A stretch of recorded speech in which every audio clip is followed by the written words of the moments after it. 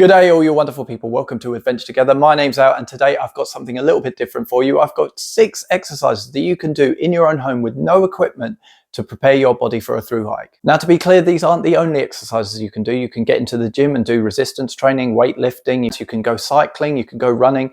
There are a whole load of things that you can do. But these are 6 exercises that are foundation exercises. They are body weight only, and as I said, you can do them with no equipment in your own home. All you need is a space that's about the size of your own body. You're not going to be really going out of that area. You're not jumping about, running about, or anything like that. So these exercises are perfect if you've only got a small space in your home to work with. But who am I, some random bloke on the internet, giving you exercise tips on how to prepare your body for a hike? To give you some background, I did complete the Appalachian Trail myself in 2022. I'm also a Thai boxing instructor, a scuba dive master, a snowboard instructor, and also I go to the gym quite regularly myself, as well as enjoying rock climbing. So I do have a varied background in sports. And as I said, these are exercises that anyone can do from beginner level to advanced. If you're already doing exercises to prepare for a through hike, then that's great. These exercises can be used as supplementary exercises to go along with your existing workout.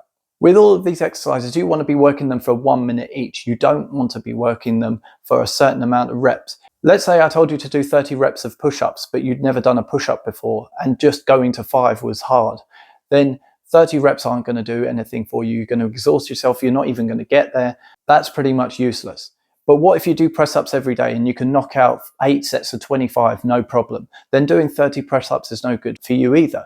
What you want to work is for a certain amount of time and try and fit as many reps as you can into that time period. If you need to take a rest in that time period and you've done 10 and that's it, then you can take a rest, take 10 seconds off, do another 5, and so on and so forth until you get to that minute period. And you may have knocked out 20 or 25, but done them in little groups. That's fine. So with this routine, I'm going to start at the bottom, or I'm going to work our calf muscles. Now, do not neglect the calf muscles. Calf muscles are really, really important because a short calf muscle that you're building up through hiking every single day on a through hike, and you haven't done any kind of workout to strengthen that before, can cause the muscle to shorten and pull on the rest of the tendons in your ankle and foot, which can cause plantar fasciitis. So stretching out the calf is very, very important. So there are a few stretches you can do, but today we're just going to work a couple of exercises on the calf muscles. So firstly, just raising your feet up and down. Now this is fairly simple. You're just going up onto your tiptoes and coming back down. So you have to have good balance. If you don't have good balance, you can hold onto a door, hold onto a wall, and just lift up and down.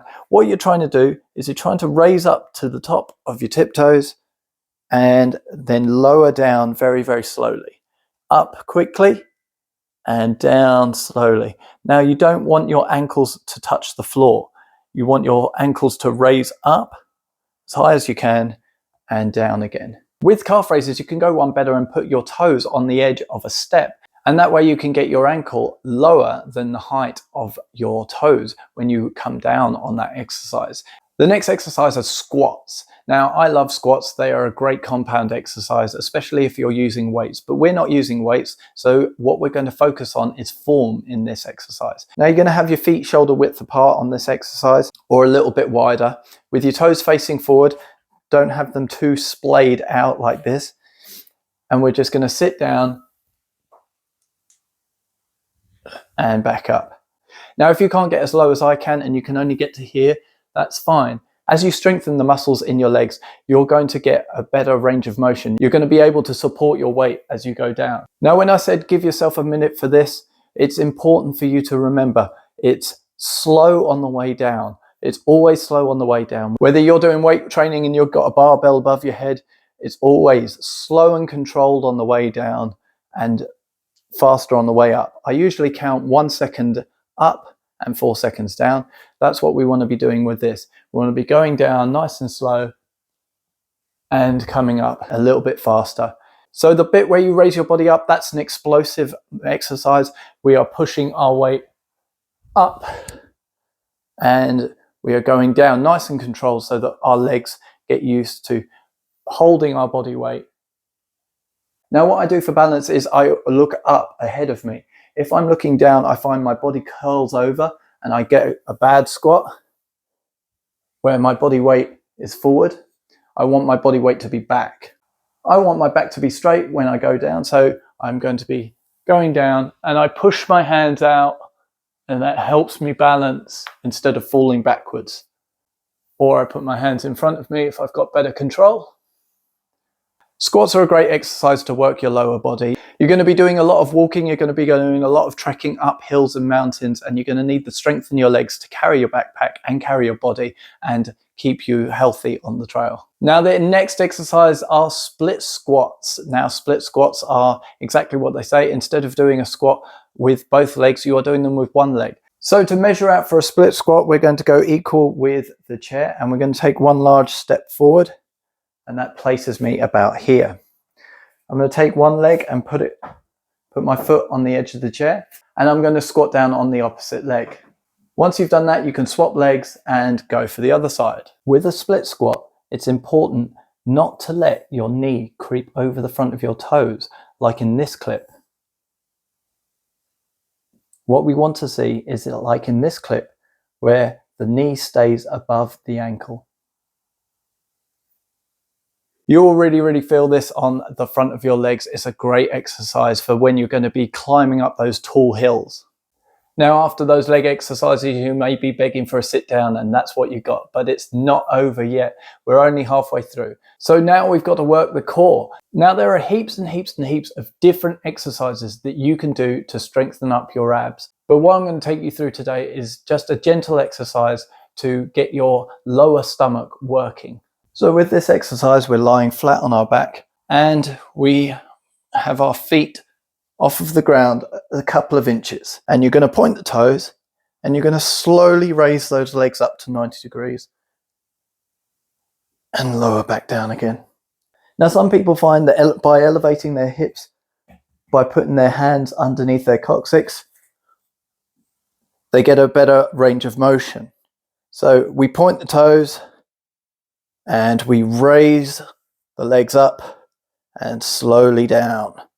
Now, if that exercise is a little bit too hard for you to start out with, you can try a variation. The variation here is my legs come straight up and turn off at a 90-degree angle, and we're going to keep that all the way until we put our feet nearly on the ground. You don't want them to go all the way to the ground, you don't want to be stopping, but you want to raise up and try to raise them to your chest. But you just want to raise up and down. And that's a nice gentle exercise, low impact on the body. And that will get you started before you can raise up to single leg or double leg.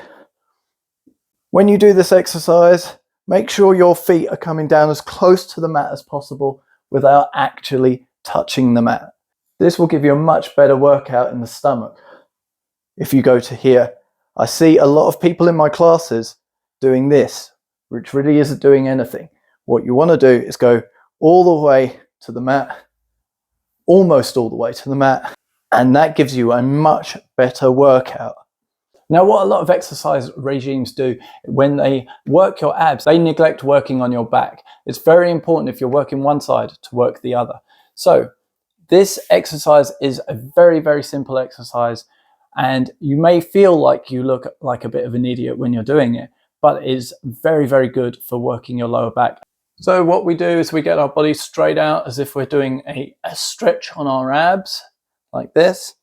And you're just going to lower down with your arms, keeping your chest off of the floor, putting your hands by your side or behind your back, and you're just going to raise up slightly.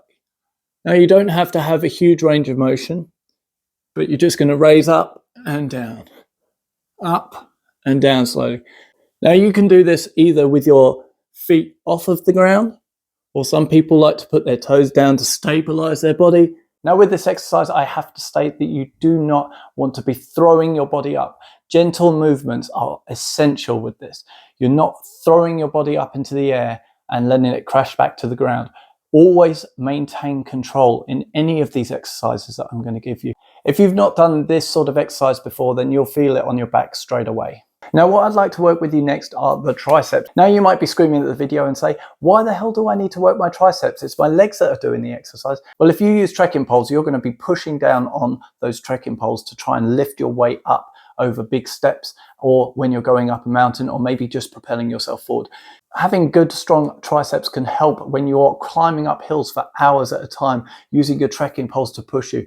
You can really take a lot of the weight of your pack and your body off of your legs when you properly use trekking poles. So the next exercise for the tricep is the tricep push-up. Now, for a push-up, it is important to maintain a straight body. We don't want to let our hips sag as we go down. This is not great. Now, when we do this exercise, to target our tricep, we don't want our arms to be going out to the side. That's going to work our chest. When we do the push-up, we want our arms to be in this position, straight up. And then the range of motion is that our body will lower down and the elbow will bend, but the elbow will stay above the hand or the fist. I like to do my tricep push-ups on my fist. I find that this works better for me. So I'm going to get into position here. My core is straight and locked, and as I go down, my chest reaches the ground and I push up. Remember that explosive movement. We are under control as we go down and we go up fast. We want our arms to be below our shoulders in a straight line, and we want our body to come down straight and push up. So those are 6 exercises that I've given you that you can prepare your body for a through hike. Now, they're not extensive, and I do recommend that you go out walking or running, cycling. Maybe fill up your pack that you plan on taking on your hike with all of the things that you want to take, and just walk around the neighborhood for an hour with it on. That will get you used to carrying that weight. There are a lot of things you can do, but hopefully these exercises will help get you on the way to preparing your body for a through hike. If you like this video, then please leave a like. If you want to subscribe, then please hit that subscribe button down below. Consider sharing these videos in the channel to anybody that you know that likes camping, hiking, and adventure travel. But for now, that's it from me. Thank you for joining me, and I'll see you in the next one. Good day, all you want.